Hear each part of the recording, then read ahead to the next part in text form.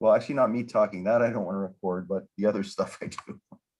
Okay, so Dr. Vitali got a master's degree in physics, summa cum laude from University of Milano. Then he had a fellowship for the training of young students, also at the University of Milano in 2005. And then he completed his PhD in physics, astrophysics, and applied physics, again at the University of Milano. So after that, he had a postdoc in Trieste. Then he had another postdoc at the University of Milano, and then finally had a 3-year postdoc at the College of William and Mary before joining our faculty in 2018. So Ettore, did I forget anything? No, I think everything was good. Okay, and so Ettore has hit the ground running here. He's already built a small research group of students, and one of whom I see here. Hi, Patrick. And one of his students from last year, Annette, is actually currently a PhD candidate at Brown University. So a lot of good things. So today's talk actually is very exciting. So Ettore is going to talk about the Higgs boson in superfluids and superconductors. And actually the Higgs boson, the idea really came from the condensed matter community before it was picked up by the particle physics community. So Ettore, take it away. Okay, thank you very much, Doug. I'm very happy to see everyone here, some students, collaborators, friends, and colleagues. So welcome, everyone, and thank you for giving me this opportunity to speak about this pretty ambitious topic, this pretty ambitious title that I put together. And this is actually a new research topic that I sort of randomly came across in the last year or so. And then I started investing a lot of energy in it. And I think that in my group, we have the capabilities to really push the field in this particular topic. So before I start, I would like to thank all my group, the group that I developed, that I'm still developing and building here at Fresno State. A special thanks to the talented group of students that I had the pleasure to meet here. Patrick, Kaylin, Soban, and then my previous 2 students who are now in PhD schools. And I also thank my collaborators. I have collaborators at the national level and the international level, people that I met during my past scientific career and people with whom I am currently engaged in exciting research activities. So what is the big challenge that I would like to sort of unravel for you today? So the idea is that when we study superconductors, when we study superfluids, there are a lot of physical quantities that we would like to address and measure with pretty good accuracy, but a particularly exciting topic involves the idea of collective excitation mode. And the thing is particularly exciting because the theory states that the Higgs boson, which became so important in the last few years and decades, mostly due to particle physics, can actually be seen and detected in this system. But how to do that, starting from a microscopic Hamiltonian all the way down to the actual theoretical or computational detection of the mode itself, it's a huge challenge. Many groups have involved, and in the last year also my group is investing a lot of energy in this one. And in particular, those are recent measurements that we recently published, my collaborators and my students. And the purpose of this talk is to give some sense to those images. Because when we will be able to get a resolution that would allow us to get in the left corner of this color plot, if we will be able to find a sharp peak here, then there is a very good chance that that sharp peak could be our first theoretical ab initio observation of the Higgs mode in a fermionic superfluid. So what I'm going to discuss today is mostly the underlying physics. So there are many students in the audience.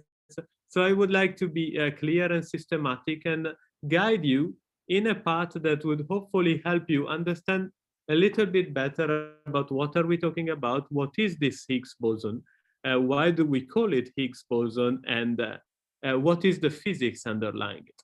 But before I even start with the physics, I would like to start with some motivational advice for our new generation. And well, I partially borrowed the idea of a slide like this from Dr. Singleton's last talk, because he was talking about a rejection. And actually, I and my student met a rejection pretty recently, actually last year. I received this pretty dry email, which barely stated that our paper was really not eligible or not good enough for publication. And I need to thank those referees, because if it hadn't been for this particular rejection, I would have never discovered this particular branch of research that I decided to dive into after this letter to make the paper stronger and stronger. And a few months later, you see, we submitted the first time in January, and after our revision, we were able to have it published in November as a pretty prestigious physical review. We didn't mention the word Higgs in the title because I didn't want to be too aggressive in the title itself. But this paper does speak about the Higgs boson and suggests the possible discovery on it in our simulation.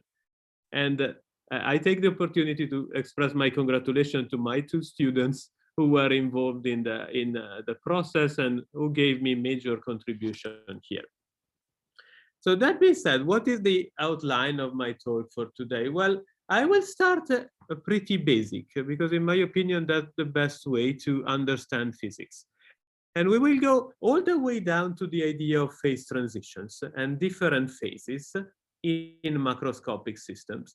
And as people used to do in the realm of statistical physics, I will borrow a lot of examples and visualization from the language of magnetic systems, because in that field, it's way easier to visualize physics at work, while superfluids are way more subtle and much more difficult to visualize with easy tools. And the crucial quantity that I would like to discuss with you today is the notion of an order parameter, and in particular, the motion of the order parameter, because these sort of particles, if we want to call them like this, like the Higgs boson, if you go deep under the hood of what do they mean, they are actually excitation mode that consist of an order parameter which is fluctuating. And I'm sure that many of you saw the Mexican hat image in some place, in particular after the discovery of the Higgs boson in the realm of particle physics. And I hope to give you some good insight about that in this talk. So then I will have the material ready to move to superfluids and superconductor, and to show you that in the motion of the order parameter of those systems, the motion is pretty complex. We will have multiple possibilities and two main ones. One will be Goldstone modes, also very important, but the most celebrated is certainly the Higgs mode. And then I will dedicate a bit of time to the actual search of the Higgs mode in condensed matter physics and atomic physics, which is actually something that started in 1981, which is exactly the year I was born. So this is a sort of a personal relation to this. Then I will discuss theoretical and computational approaches, and I will tell you what I think and what I plan to our contribution to be in this field. So let me, as I mentioned, go back to something like physics 4B. When we start discussing the physical properties of macroscopic systems. And what you also see in real life, you don't need advanced physics to see this, is that when you have a macroscopic system which establishes an equilibrium condition, and you change some of the control variables, say you change the temperature, or you change the pressure, or if you have a material, you change a magnetic field in which the material is moving.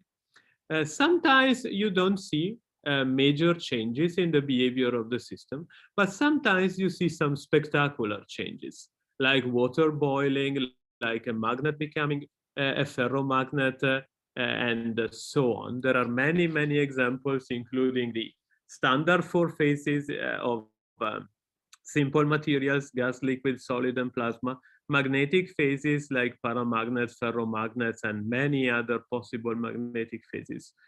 And the main character of my research and my discussion today, which are superfluids and superconductors.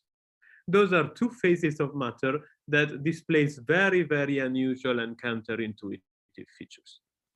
But as I mentioned in my outline, the simplest context to start a discussion about phase transition and to figure out exactly where do these excitation modes like Higgs mode come from. The magnetic materials offers probably the simplest view, because you have a really intuitive description of a magnetic material. You imagine a solid and you imagine an array of atoms. And in many cases, each atom will have a magnetic moment. That will come from electronic configuration. This is not our purpose here to discuss it in detail. But if you imagine you have a material which is like this, imagine those blue circles are just the atomic sites, and each atomic site will have a vector corresponding to it. And the vector will be just a local magnetic moment. But when the system is warm or hot at pretty high temperature, what you would see if you had a good microscope would maybe be something like this. So all the magnetic moments will randomly move, and we would not notice any net magnetization. If we take our chunk of material and we bring some iron next to it, nothing happens. Because while it is true that the single atom will have a magnetic moment, but an atom is nothing in a huge material. So if every atom has a different one, there is no collective behavior, so there is no macroscopic change in the physics of the system. But interestingly, for some materials, when you cool them down to pretty low temperatures, what you discover is that the system does make a choice. And in the language of statistical mechanics, we say that the system breaks a symmetry. So that, well, this is a pretty extreme example. You may have islands of magnetic moments, bias domains, many things. But the idea is that even if certainly there is some thermal motion, but the system is breaking a macroscopic, is breaking a symmetry. In this case, symmetry would be a rotational symmetry. So in principle, every direction of the magnetic moments will be the same. But depending on how you physically prepare the system will come out with a choice. And we will have a macroscopic alignment of magnetic moments. So the crucial message that I would like you to get from this for the purpose of my talk today is that now, even the magnetic moment of a single atom is a very important physical quantity because it represents a collective behavior of the whole system. In this sense, we speak about order system, and this observation that certainly is particularly exciting in the realm of statistical physics, but if you would like to do a mathematical or a theoretical description of it, the key notion that we tend to introduce is what we used to call the order parameter. So I'm not going through the rigorous definition, but the idea is that you would like to figure out a particular physical quantity. For this particular case, it would be the magnetization, the average net magnetization of the system, which is able to tell you whether a system is in an order phase, so if a phase transition happens, or if it is in a disordered high temperature phase. And you can develop, when it has been done, it's most of the work related to the notion of the order parameter is due to Landau. And he was able to design and to implement a systematic theoretical approach that goes through the idea of a free energy minimization. So the idea is that when you have a system in equilibrium and if you fix the condition of the environment, the system will choose its order parameter in such a way that the free energy will be minimized. And the minimization of the free energy is an interesting competition between minimization of energy, which leads to more and more ordered systems, and maximization of entropy, which leads to more and more disordered systems. And if you do a simple theory of a magnetic material, this theory, for example, is for the Ising model, and you do the theory at high temperature, you discover that the free energy as a function of the order parameter is this pretty shallow minimum, but the minimum is still in the middle. But if you go to low temperature, the shape of the free energy, so this is a temperature divided by critical temperature 1.1, so we are above the phase transition. Here we are at 0.8, so here we are below the phase transition. But the shape of the free energy changes quite dramatically, developing two minima in this particular case. You can have more than two. And what you see on the top is a net magnetization equal to 0, which is the macroscopic quantity that represents this kind of microscopic phenomenology. While at low temperature, you have a non-zero value, this blue point here, for example, and this tells you that the system on average is choosing a state with some magnetization. And by the way, if some of you already has in mind the Mexican head potential, you see that this image at low temperature may well be thought of as just a slice of a Mexican head potential. If you take a knife and cut it and look it from the side, this is exactly the shape of the Mexican head potential. And this is where we are heading. I didn't forget about my title. So I'm still looking for the Higgs boson in my presentation. But what I've told you until now is equilibrium physics. So we have some system at a given temperature. We may change it and then wait for the system to settle. But in physics, many times we are not looking at systems in equilibrium, but we are investigating the motion of the systems. So what happens if we have our magnetic system and we send a beam of particles, or we send an electromagnetic wave, which as the net result will exchange some momentum and some energy with the system? Well, I'm pretty sure that most students are used to the letter P for momentum. Maybe the letter omega for energy is a little bit more mysterious for some of you. In quantum mechanics, it's very, very common. But if you want to think of it as a capital E, there is no problem with this. So imagine we have our magnetic system in its order phase in equilibrium, and we send some energy and momentum. Well, many things can happen. If you send a probe which is too intense, you may just destroy the system.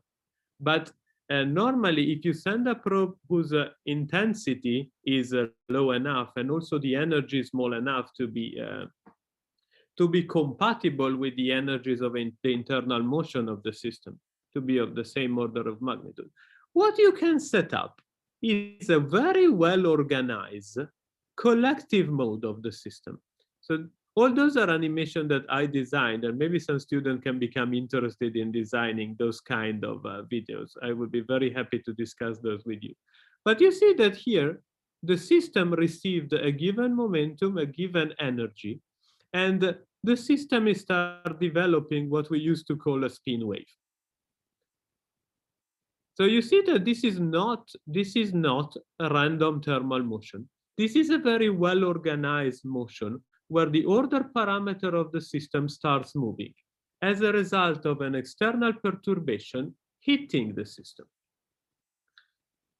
So why am I telling you this? Well, because this leads us to a crucial notion in statistical physics and quantum mechanics, which is the idea of a quasi-particle.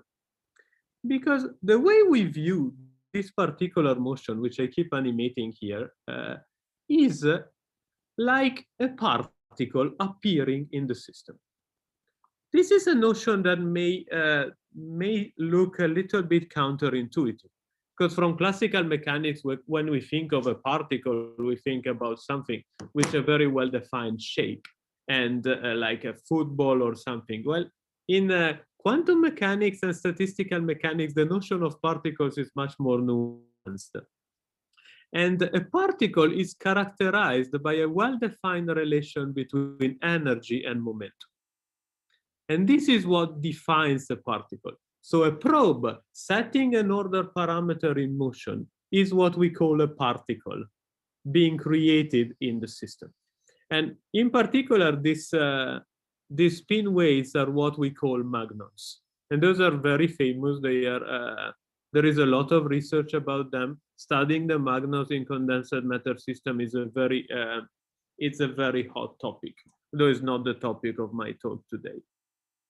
And their dispersion relation can actually be measured experimentally. So if you do the experiment, you take the chunk of material, you send a beam of particle, and you measure the scattering properties in an energy momentum plane.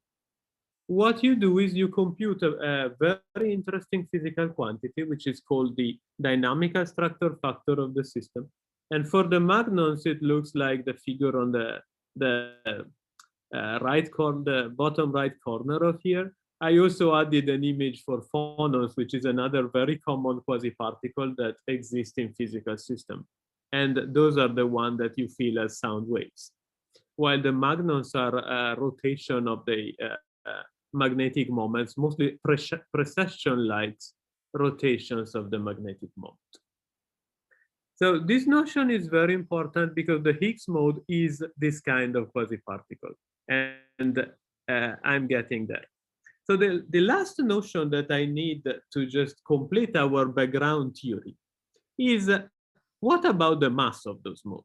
Well, the students here who are in particle physics know that there is a huge relation between the Higgs mode and the mass of the particles in the universe. And actually, that is a key ingredient in the standard model.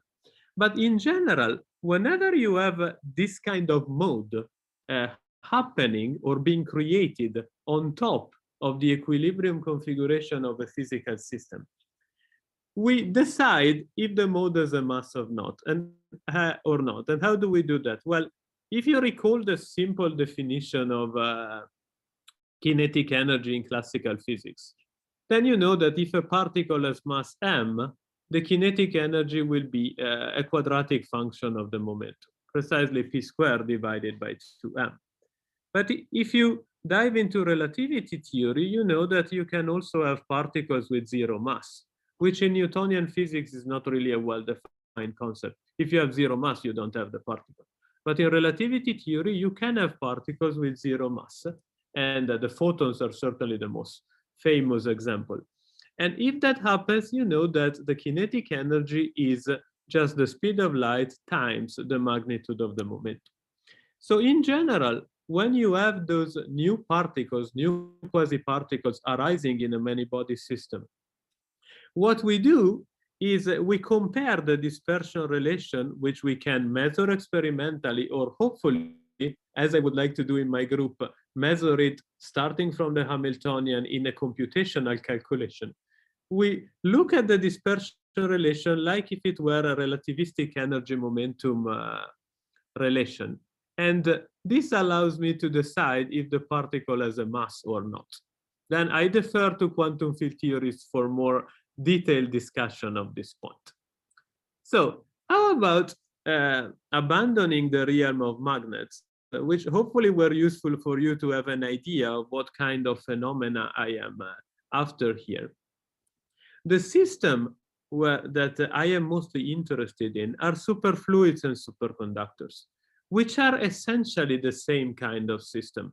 The main difference is that when we call them superfluids, we normally have in mind the neutral particles like neutrons inside a neutron star, or cold atoms that can reproduce in a laboratory, that can be created in a laboratory. Well, no, created is not the right word, can be engineered in a laboratory. While when we think of superconductors, we think of charged particles.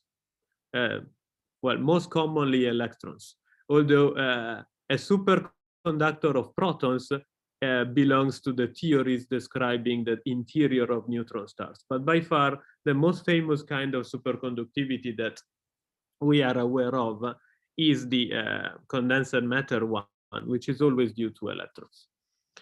All those are ordered phases. And by the way, just to be complete, I need to mention that we have also bosonic superfluids, while we do not have bosonic superconductors. And the main example of bosonic superfluid is helium-4. And you can also engineer bosonic superfluids in a laboratory using cold atoms. So the key message that I would like to give you is that superfluids and superconductors are ordered phase in the same sense as the magnetic system.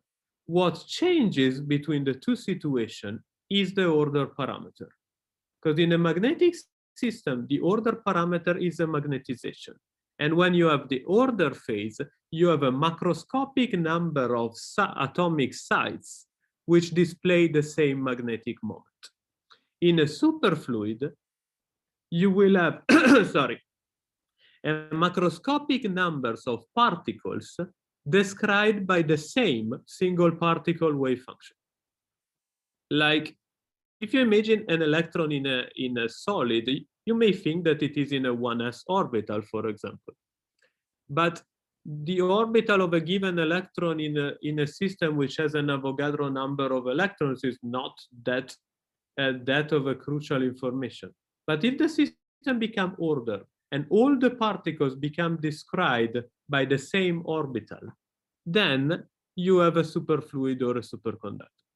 To be complete, I need to tell you that when you're dealing with bosons, the particle itself will have the given wave function, and a huge number of particles in the system will be described exactly by the same wave function. When you have fermions, fermions cannot do exactly what I just told you because Pauli principle plainly prohibits it. But fermions can build pairs, which are called the Cooper pairs. And you can have a macroscopic number of pairs that are described by the same quantum wave function. And I already gave my colloquium on Fermi superfluids last year. So I will not repeat many of those things. That the main idea that I would like to repeat to make sure that also students are able to follow is the parallel between magnetic system and the superfluids. Both are ordered phases. So you have some property that is shared by a huge number of degrees of freedom. For magnets, the property, the order parameter is just a vector, a magnetic moment. For superfluids, it's a quantum wave function. And that's why it's way more difficult to visualize it. And that's why I built my animation using the magnets. Although building visualization of superfluids is part of my research plan. And I take the opportunity to advertise our new paper that should be submitted soon. This is a paper with a pedagogical flavor, and we are getting ready to submit it to American Journal of Physics.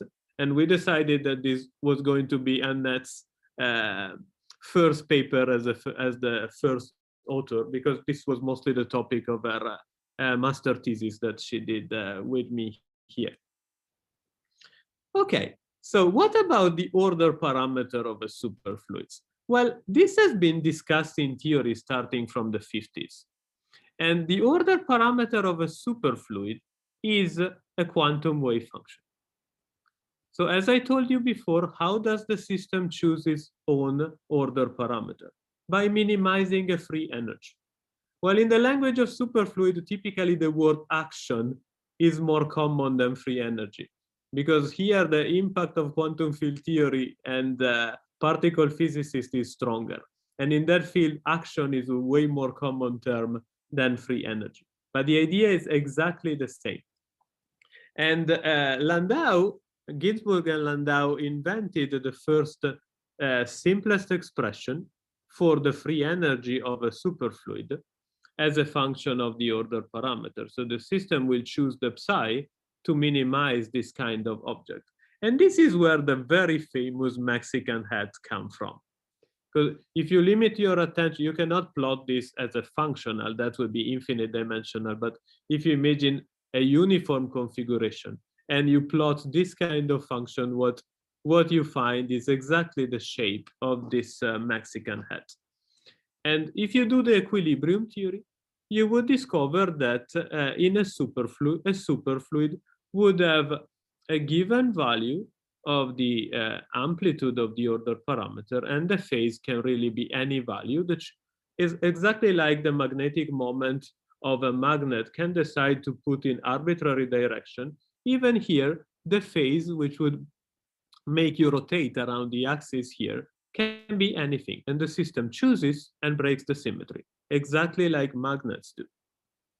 But as I mentioned, I'm not really interested in static phenomena. I'm interested in the dynamical phenomena. So what happens if I send a probe which hits the superfluid, sending energy and momentum? So in this case, I would have a time-dependent situation. And so I need to extend my theoretical study to include dynamics in some way. And the static part is exactly what I already mentioned. And interestingly, you can design the dynamical part. And if you invoke simplicity of the theory, so you don't want to include terms that contain high-order derivatives or very complicated terms, you may invent a dynamics following two different recipes or a combination of them. So you could invent a dynamics which is Schrödinger-like. This is the first part. Or you can invent a dynamic which, well, quantum field theories call it Lorentz invariant. Because you see that time and space are treated exactly in the same way in this formula. Well, if you use the first part, this doesn't happen. If you think with the condensed matter mindset, the first part will be not particle-hole symmetric, while the second part would be particle-hole symmetric. So why am I mentioning this particular thing? Well, it's quite interesting that what you discover is that depending on the kind of system that you are describing, one or the other is the relevant term that you need to include. And if you just study, so this is just a repetition of what I told you, but what will happen when we will study the motion is that the order parameter will be able to move, and we will have an amplitude that depends on time, and we may have a phase that depends on time. So like you see in this picture, you will have the possibility for the phase to move. That is what we call the Goldstone mode. But in principle, you could have the possibility for the amplitude to move. And that is what we call the Higgs mode. So as I was telling you, depending on what you choose as dynamical description, you have completely different results. So if you choose a Schrödinger-like description, which is for particle-hole asymmetric system, and this is the proper description if you study helium, for example, what you discover is that amplitude and phase are constrained to move together. And the mode is always massless, because the energy is proportional to the momentum. The interesting result of it is there may be no Higgs mode. So no independent oscillation of the amplitude of the order parameter. But if you choose the other model, which is the Lorentz invariant and also the particle-hole symmetric, and interestingly, this is satisfied by all the fermionic superfluids and superconductors, at least in BCS approximation, but I cannot go too much in the details. Then you would discover that your order parameter can move in two ways. You could have some massless modes which rotate around say the minimum region of the Mexican head potential. But you could also have amplitude modes where you're sending energy to the system and my order parameter starts changing its magnitude. So I could visualize for you the spin wave. I cannot really visualize this thing for you because this is an amplitude of a quantum wave function with moves. So I still have no idea of exactly how to make an animation of this, although I would love to think about it. But the modulation of the amplitude turns out to have a dispersion relation which has a constant term. And the constant term is exactly the superconducting gap or the superfluid gap of the system. And if you compare it to the relativistic energy momentum relation, you would conclude that this mode has a mass. And this is what we call the Higgs mode in fermionic superfluids. So those are the two.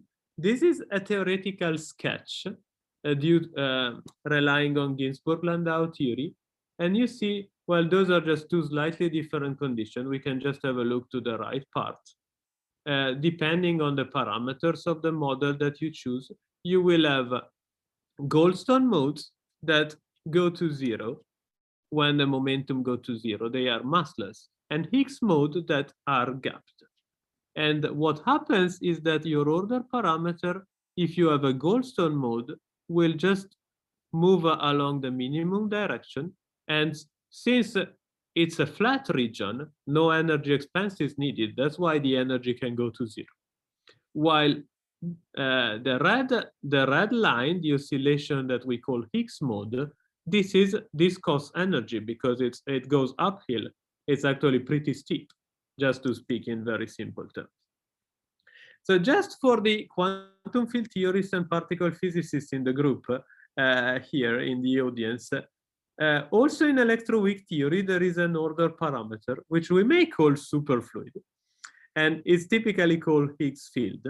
And also there, you have amplitude oscillation of the order parameter, and those are what we call Higgs mode. But what would correspond to the phase mode in electroweak theory is actually a little bit more complicated, because the symmetry of the theory is more complex. In superfluids, we have just a phase, and the phase is a one-dimensional phase. It's something rotating around the circle, like you saw at the base of the Mexican hat that I've shown you. While in electroweak theory, you would have an SU2 symmetry, so a multidimensional generalization. And so instead of just one mode, you would have two, and those would be W and Z. But this is, I open and close the parentheses, and I defer to my more experienced colleagues here for follow-up. Certainly, this topic is very welcoming for interdisciplinary activities. Okay, so let me go now to the, so now I hope that at least I gave you a little bit of an insight in what is the physics underlying this phenomenon. So what about looking for it?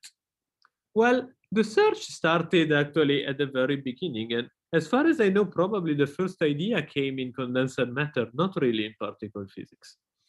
But as far as observation is concerned, the first clean detection of a peak, which was interpreted as the Higgs boson, happened in 1981. And the first observation was in this particular material here. The last theoretical thing that I need to tell you before going sort of to results and observation is what in condensed matter is called the Anderson-Higgs mechanism. So I try to convince you that when we have a superfluid, we have two modes. A very low energy modes which just rotates around here or oscillates along the minimum free energy area or the minimum action region, and the Higgs mode, which is an oscillation of the amplitude. Well, this is true for neutral particles. When you have charge in the system, this Goldstone mode would couple with the electromagnetic field. And as a result, its energy would be pushed up all the way to the plasma frequency.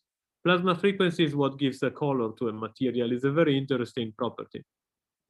But the result of it is that the Higgs mode remains the lowest energy mode in any superconductor. So detecting it will be a fantastic way to discover if a material is a superconductor or not. And in the idea of finding a room temperature superconductor, studying the Higgs mode may open many new interesting ideas. While if you have a neutral particle, like I mostly study, I have this mode here, which goes to zero. But if you have charged particle, this mode down here disappears. It goes all the way up. And actually, also the scale of the quantities is significant because the plasma frequency is normally in the 10 electron volt, or say 1 electron volt order of magnitude. While the Higgs mode is related to the superfluid parameter, superconducting gap, and this is typically on the milli-electron volt scale. So the detection is pretty tricky because you need to get a very tiny energy scale. But the question is certainly major. And there are a lot of difficulties on the experimental side, because the Higgs mode is not something that carries a precise quantity that can be easily probed. The Higgs mode is not charged. The Higgs mode has no internal spin, so you cannot send a magnet to detect it. So it's certainly not easy. And also, as I was mentioning a few moments ago, the energy scale is very low, while the typical plasma frequency, the typical electronic excitation are more on the EV scale. So this is 1,000 times smaller. But still, in 1981, Raman scattering experiment, meaning spectroscopy in particular condition, detected the Higgs mode. And it turned out that they were able to see this because in that particular material, we have superconductivity together with modulation of charge. And way more recently, we had the first detection of the Higgs mode in a D-wave cuprate superconductor using terahertz spectroscopy techniques. And after that, it's becoming a hotter and hotter topic. So how about cold atom? So the key point of my research. Well, in cold atom, both theory and experiment are extremely active right now. This is a PRL from a few years ago that they made a sophisticated theoretical analysis about the possibility to find this Higgs mode in superconductors. And way more recently, Nature Physics was published in 2018, where they were able to design a particular cold gas in such a way that they were able to really see the Higgs mode in motion. That was a pretty spectacular experiment that certainly deserved publication in Nature Physics. But so what is a big challenge? So can we start from a microscopic model of a system and find the Higgs mode? Because what I told you until now is mostly relies on Ginzburg-Landau theories, those free energy functionals. Those are phenomenological theories. They don't start from first principle. Would it be possible to start from first principle and using the computational capabilities that we have nowadays to see this motion in action? Well, just quickly going over how could we do that? Well, in principle, we would need to start from the Hamiltonian, include the time-dependent perturbation, and measure all the responses. Because the Higgs mode is not something that exists in the equilibrium configuration of the system. We need to set the system in motion. It's an excitation. And so we need a response function to detect it. And in particular, if you do the many-body theory of those response function, you conclude that what you need to compute in theory are dynamical correlation functions. So you have an observable on the system, you let it propagate under the action of its Hamiltonian, and you compute the correlation function, which is value at t equals 0. So this kind of object are in the computational community are the most important challenge that exists right now.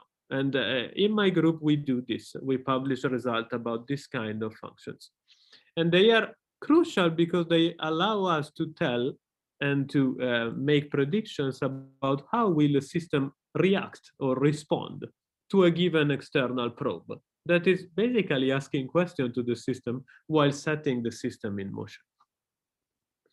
And well, what kind of Hamiltonians can we use? Well, here the topic may become pretty long, but interestingly, you can understand many things by simply choosing a simple system of particles that attract each other. If they are fermions, they need to attract to form a superconductor. Well, there is a huge point here if it is possible to have pairs without attraction. And in the high TC community, this is an unsolved issue. So how can that happen? But in cold atoms, in neutrons, in neutron star, we have an attraction. And so we can start from an Hamiltonian, which is a kinetic energy plus an interaction term, and see if we can find some Higgs particle. So what is the challenge? So can we find it? can we see the Higgs particle from the from first principles? Well, my group is trying to do exactly that. And we are trying to study state-of-the-art theoretical approaches. For example, Patrick is becoming the leading expert in random phase approximation. We are studying cutting-edge computational techniques and trying to develop interplays between them to see how far can we go and if we can compute those excitations. So I will not, I know that people are starting to feel tired, so I will not go through any detail here, just telling you that there is a systematic approach, which is sort of the state-of-the-art theoretical tool to investigate those phenomena. And this is called generalized random phase approximation. Well, what we would like to do in our group is to see if we can go beyond. Because GRPA is certainly a very good method. You can study large system, you can compute the correlation, but it's an approximate method, and the approximations are systematically uncontrollable. So we don't know if the interaction becomes strong, if the predictions can be trusted or not. So what do we have? Well, we have quantum Monte Carlo methods, which are pretty heavy, but sometimes even exact computational methodologies, which ask supercomputers to study and simulate the system for us. What are the advantages? Well, the advantages is that sometimes we can get exact results, not always, because there is the sign problem, but that would be another story. Also, QMC is now well established, so it can get very good results, but we still have difficulties. So we cannot really study big systems. And also, the way we can use time in Monte Carlo is only through imaginary time. And this is an issue also in quantum field theory. Quantum field theory many times needs to work in it's called the Euclidean quantum field theory, where time becomes mapped into I, the imaginary units time. Theoretically, it's a completely well-defined approach, and the mathematics becomes way more friendly. This is well known. Because if you study, for example, Feynman paths in real time, they are typically ill-defined. While if you study Feynman paths in imaginary time, they become mathematically very nice, clean, and super rigorous. Computationally, the problem is that when you find your result in imaginary time, then you need to transform back and to see what would your correlation look like in real time. And that is a very difficult operation that we tend to struggle with. But in general, we can really hope to do the calculation. So we can investigate spin and density dynamical structure factors, which are the key to compute responses. And we can compute them in imaginary time. And then we have our own methodologies to go back to real time. So, okay, let me dedicate the last 5 to 10 minutes to what we found in a particularly simple situation, simple but still very difficult, which is just a study of a collection of fermions which attract each other but move on the lattice. So this is interesting because, as I mentioned to you before, the first observation of the Higgs mode was done in a system with charge density waves. And this particular system, this particle on a lattice, display a non-trivial charge density wave. So if you look at the density of particles as a function of the lattice size, you find this checkerboard modulation. And if you slice it, you find a density-density correlation like this. And this is not the trivial structure due to the lattice itself. This is a many-body complicated state that develops in the system. And we know that the system is superfluid because we can measure a pair correlation function. This is a standard theoretical tool.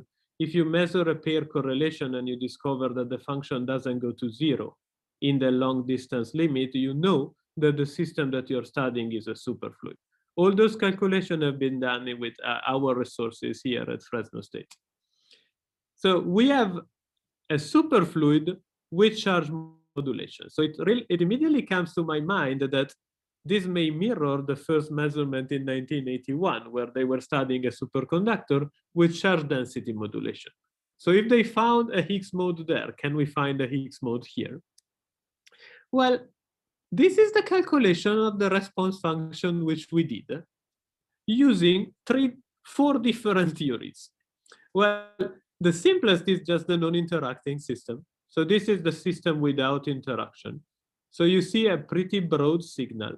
And what this is telling you is that when you send a perturbation to hit this system, what the system does is just kick particles out to the Fermi surface. No collective behavior, no sharp peak here, just a continuum. Then we did the textbook BCS theory. And what you discover is that nothing can happen below the gap because the system now forms pairs. And if you send a perturbation, if the perturbation doesn't have enough energy to break the pair, nothing happens. That's why we have this deep blue here. But on top of that, the system starts again creating particle-Hall modes. And those are not collective. Then this panel C is a state-of-the-art random phase approximation theory. You see that now we have a very well-defined, this is the Goldstone mode, the one down here, the one that I tried to explain. Those are the modulation of the phase of the order parameter. And this is particularly clean and beautiful. But then we still see a broad. If there were a Higgs mode, it would be somewhere here next to k equals 0 around the gap, which is this dotted line. When we study with QMC, then we notice that something changed. The Goldstone mode basically remains the same. We still have a particle-Hall signal here, although it becomes a little bit more narrow. So we are optimistic that maybe some peak may come up when we will have more resolution. The gap changes and similar. But even more interestingly, when we study the spin response of the system, because this is the density response of the system, the spin correlation function really does seem to peak. And as of now, we cannot go to smaller k because we have a finite size problem. We need to study larger system. But if we were able to run our calculation a little bit harder and see a peak developing here, this would be an observation of the Higgs mode. If it were sharp with no decay, the only thing that can be there would be a Higgs mode, and that makes me particularly excited. Ettore, can you go back very quickly? I don't understand where this dash line coming from. This horizontal one, or the dash line. Or you want this orange or the blue? The orange. No, the orange is the average of the peak that we find. It's something that we are superimposing to the, imagine it like a guide to the eye. Oh. And it's like where we are seeing the peak. There is a theoretical way to compute it. Is the average energy of the peak. We compute it numerically, and we are moving it to the right panel here to just see where the mode is. So this orange one is should only be on the spin side. So all this, well, here I was just telling you is exactly what I just told you. And the big question is, where would the Higgs mode be? And all those are what we wrote in this physical review aid that I've shown you at the very beginning of my presentation. So that being said, a lot of things is going on here. We have other systems to explore, other configuration, other interactions. So the techniques appear to be very promising. It seems that we have the resolution to get the result with the resources that we have. It seems that GRPA, which is the state-of-the-art mode, certain state-of-the-art technique, tells us many things, but QMC gives new information. So it may be that we miss the Higgs mode with GRPA, but we find it with QMC. That would be the best outcome. And we are certainly poised to continue. Well, I submitted grant funding request, and I will submit another one this summer for the research corporation. So I hope to be able to keep hiring students like I did until now. And the message for students is that if you wish to learn quantum physics, condensed matter physics, while deepening your computer skills, you are welcome in my group. And please reach out to me. I would be very happy to discuss. At the same time, if any of my colleagues or anybody is interested in discussing even interdisciplinary work, like the Higgs mode, what is the bridge between the particle physics and condensed matter physics, that's very welcome as well. But that being said, I think I'm done for today. So I thank you for your attention. And I am open for any question that you might have.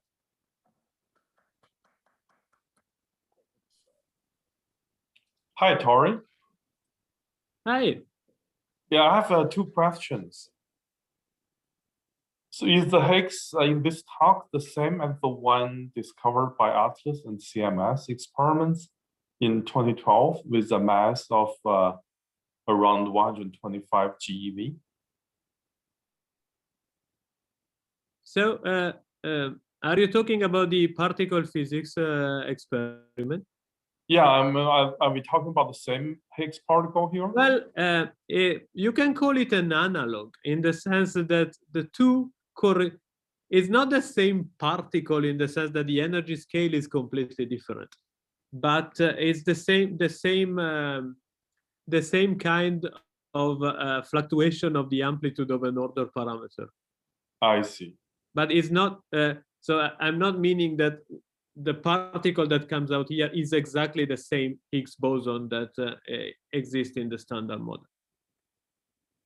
Yeah, the signature or observable for Atlas and CMS discovery would be an invariant mass of the decay product of the real Higgs. So what's the signature or observable in condensed matter for Higgs? That is a challenging question, and many people would tell you we don't really know what is the best, because this mode, we know that it should be there. We know that there should be a peak which is very close to the superconducting gap of the particular material. But there are a lot of issues because the peak is not, there is no spin associated to it and no charge associated to it. So it's difficult to find a probe. As of now, Raman scattering was able to find it, in particular when the conditions are promising, and terahertz spectroscopy was able to detect it in cuprates. And in cold atoms, they were able to manipulate the atomic species so that they artificially made the order parameter fluctuate. So there are several attempts, and I'm sure that experimental groups are still working on the probes. Thank you. You're welcome. Thank you for asking. So Ettore, a quick question. So you show it was detected in the niobium antimonized system. That's two-dimensional system. So you mean now the Higgs mode in condensed matter only found in two-dimensional system? I know that they measure it in cuprates. So great question. So honestly, I didn't look at the literature carefully enough to give you a safe answer to that question, but I will look into it for you. I was just looking if I find, and I am happy because there is a recent review paper that I recently read. It also mentioned a lot of condensed matter experiments. So I will be happy to share that resource with you if you are interested. Okay. In principle, the theory states that every superconductor should have that mode. In terms of when can you actually observe it in practice, that's a different question. Ettore, this is Selden. I'm interested in the computational aspects. Do you require to get the resolution at the low end a supercomputer other than what you'd have in your office or in a laboratory, Do you need special facilities, or how is that going? What's the scaling like? Hi, Sheldon. Thank you for coming. Well, let me put it like this. I could do everything on the computer I have in the lab, but the problem is the uncertainty. But in terms of the system size, any computer would work. I typically use my research allocation on Exceed, and those are supercomputers. So all the images that you see here are run on supercomputers. But so there are a few issues about computer power. One is accuracy, and the other one is size of the system. The accuracy one is easily solved if you have an allocation on a supercomputer. The size of the system requires methodological advances. So you see that here, my momenta are discretized because my system is in a box. And I will need a larger box to get closer to zero. And that becomes pretty difficult because the algorithm scales as the cube of the number of lattice sites, if I am on a lattice. And so I have an upper limit beyond which I'm still not able to go. While if you look at the GRPA, that goes to zero because this is a theoretical approach. So you need to write a code to just find the actual answer because it contains integral over k that you cannot do analytically. But here I can go to zero without any problem. Here I need a supercomputer, and I was stuck here. And that's still a little bit painful because the Higgs mode should be very well defined, exactly where I'm still not able to go.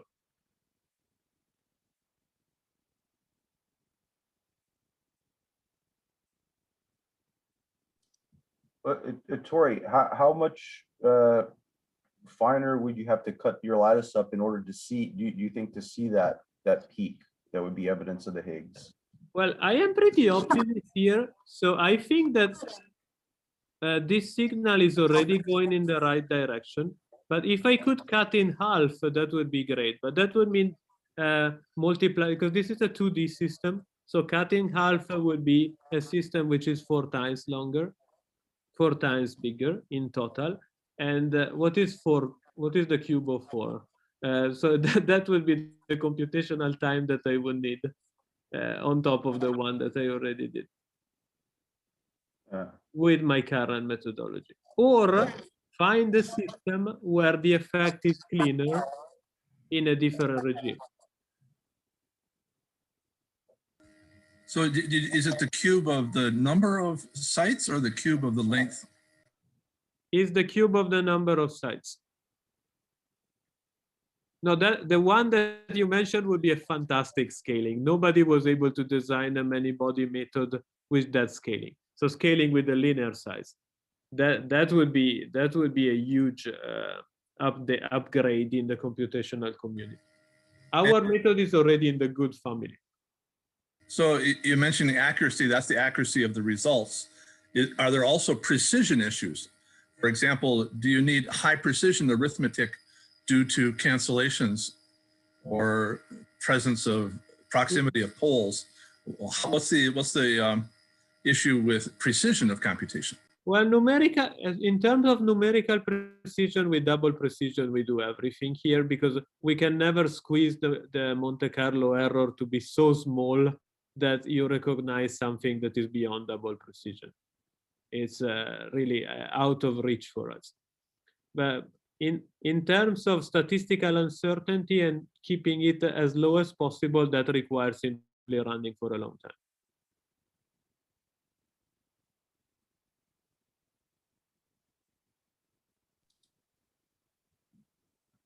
So more questions? Comments? Okay, well, if not, let's thank Dr. Vitali again for a great talk. Thank you, everyone. And have a great weekend.